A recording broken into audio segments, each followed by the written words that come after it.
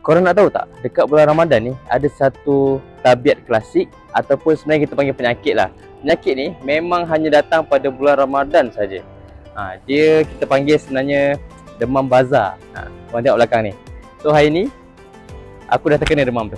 Dah sampai dah pun bazar ni.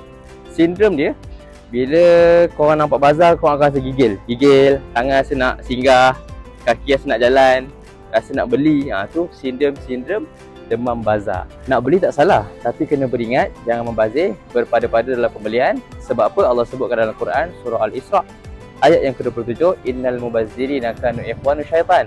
Barang siapa, sesungguhnya orang yang membazir itu saudara syaitan. Bulan Ramadan ni syaitan dah kena ikat.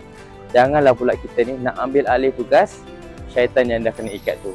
Inilah masanya, bulan yang paling sesuai untuk kita latih nafsu kita. Dah 11 bulan yang lepas, nafsu kita ni kita dimanja-manjakan. Jadi inilah bulan dia untuk kita latih nafsu kita untuk jadi lebih berdisiplin. Dan yang paling penting, inilah bulan untuk kita tundukkan nafsu kita, latih nafsu kita untuk lebih mengikut syariat Islam. Teruskan menonton Safur Ramadan menemani anda sepanjang bulan Ramadan ini, pengesian rohani dan recharge iman. Jangan lupa untuk like, share dan juga support Unity Ala Center. Assalamualaikum.